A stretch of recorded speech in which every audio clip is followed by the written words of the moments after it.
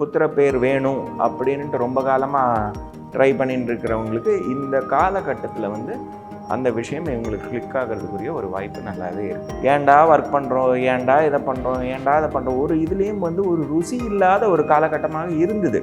பூர்வ புண்ணியத்துலேருந்து நமக்கு கிடைக்கக்கூடிய பாக்கியங்கள் எல்லாம் நல்லாவே கிடைக்கும். 9ஆம் இடம்ங்கிறது பாக்யஸ்தானம். அந்த பாக்யஸ்தானத்தில் ராகு பகவான் இருக்கும் பொழுது பாக்கியத்தை கண்ணா பின்னாலும் ஓப்பன் பண்ணி விடுவார். இந்த பாசிட்டிவ் பாயிண்ட்டையும் நீங்கள் ஞாபகத்தில் வச்சுக்கணும்.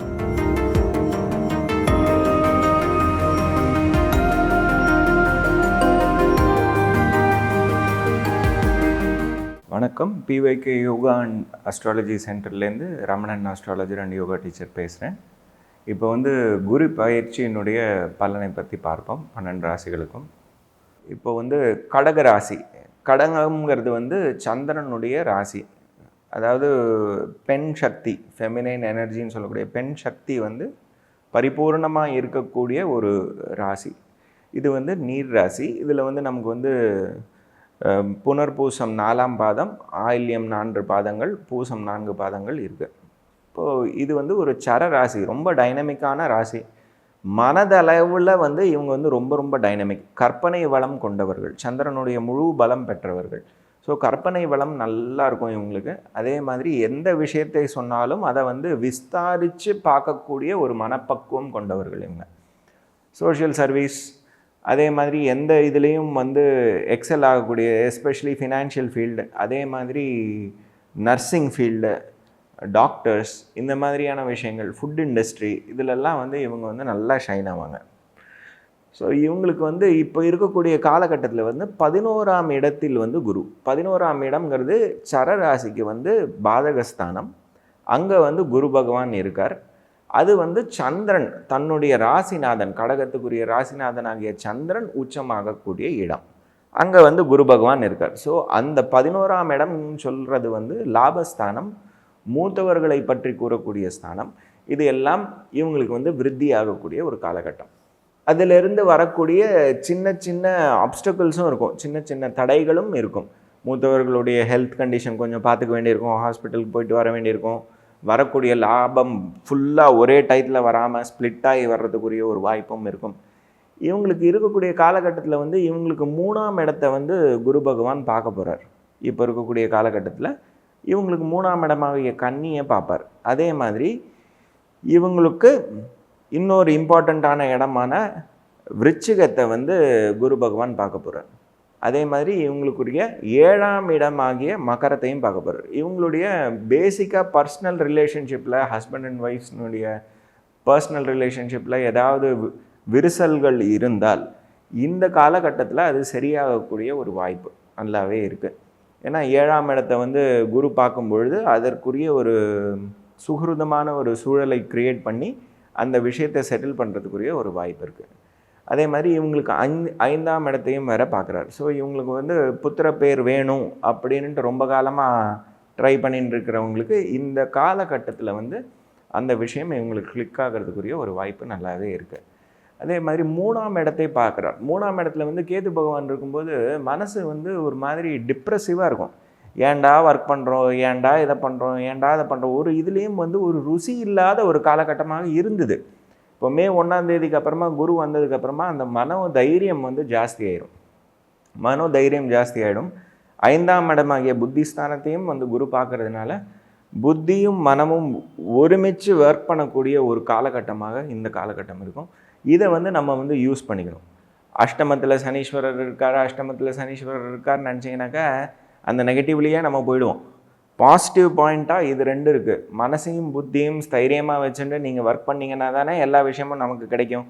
இந்த மனசையும் புத்தியும் நம்ம ஐக்கியப்படுத்தி நம்ம முன்னேறதுக்குரிய வாய்ப்புக்குரிய விஷயங்கள் எல்லாம் நம்ம இந்த காலகட்டத்தில் நமக்கு கிடைக்கிறதுக்கு வாய்ப்பு நிறையவே இருக்குது. அதே மாதிரி பூர்வ புண்ணியத்துலேருந்து நமக்கு கிடைக்கக்கூடிய பாக்கியங்கள் எல்லாம் நல்லாவே கிடைக்கும்.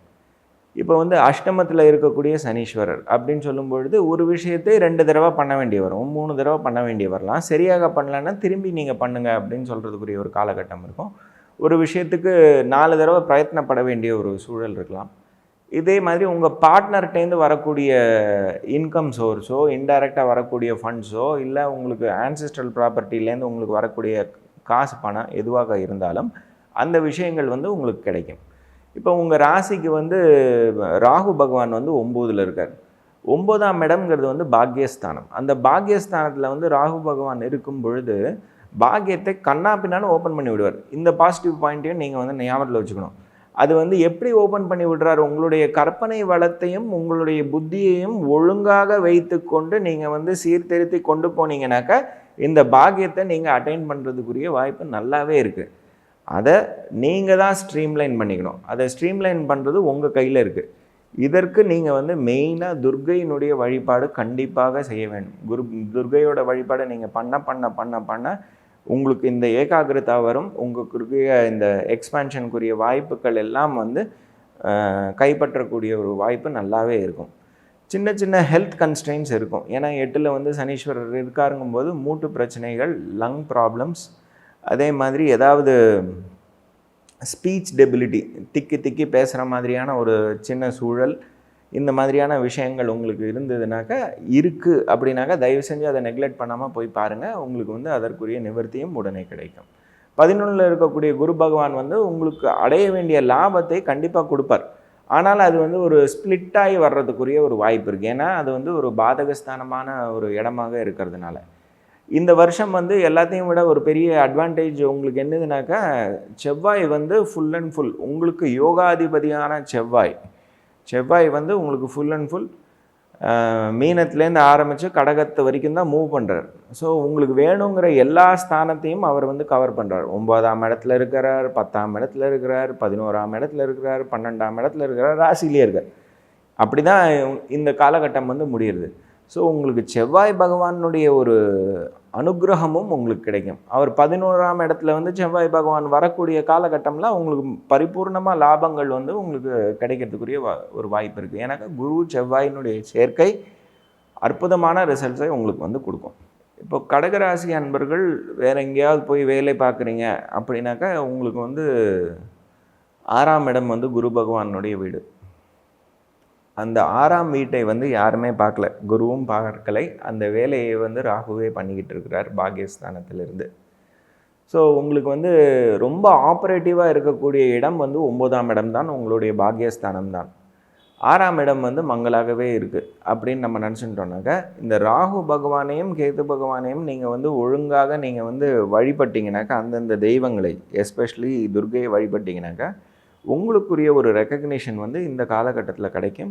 உங்களுக்குரிய இன்க்ரிமெண்ட் அது இது எல்லாம் இந்த ஒரு காலகட்டத்தில் கிடைக்கிறதுக்குரிய ஒரு வாய்ப்பு இருக்குது. ஒரு சின்ன சருகல் நடுவில் வந்து நடக்கும். ஆஃபீஸில் வந்து ஒரு சூழல் சரியில்லாத ஒரு சூழல் வந்து நடக்கிறதுக்குரிய ஒரு வாய்ப்பு இருக்குது. இந்த இடத்துல இருந்து மாறிடலாமா அப்படிங்கிற ஒரு யோசனை எல்லாம் வந்திருக்கலாம். மாறினாலும் உங்களுக்கு நல்லது. 8ஆம் இடத்தில் இருக்கக்கூடிய சனீஸ்வரர் வந்து ஒரு இடமாற்றத்தை கொடுக்குறார் அப்படின்னாக்கா உங்களுக்கு நல்லதுக்காக வேண்டி கொடுக்குறார்.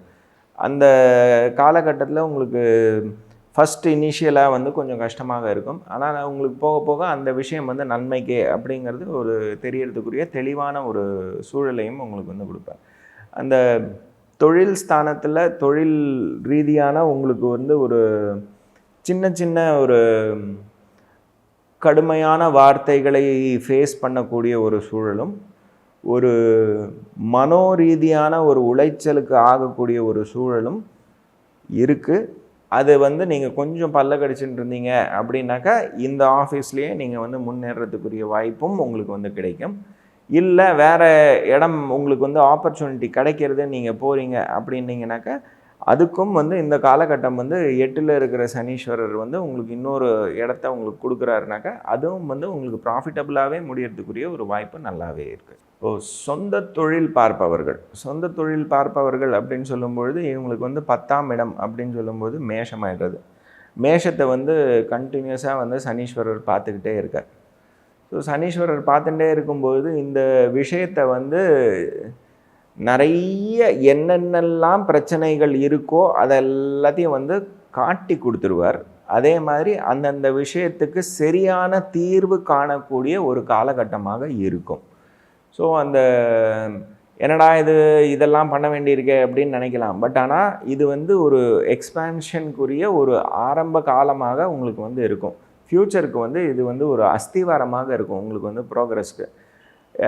தொழிலில் வந்து நிறைய அப்ஸ்ட்ரக்கிள்ஸ் இருக்கலாம். ஆனால் இது வந்து கொஞ்சம் காலகட்டத்துக்கு நம்ம வந்து சீர்திருத்திக்கிறதுக்கு, நம்மளை நாமளே சீர்திருத்திக்கிறதுக்கு பிஸ்னஸ் வைஸ் இந்த காலகட்டம் வந்து ரொம்ப ஹெல்ப்ஃபுல்லாக இருக்கும். அதை நம்ம வந்து கரெக்ட் பண்ணிட்டோம்னாக்கா விஷயங்கள் எல்லாம் வந்து மீதி விஷயங்கள் எல்லாம் வந்து ஸ்மூத்தாக போகிறதுக்குரிய ஒரு வாய்ப்பு நல்லாவே இருக்குது.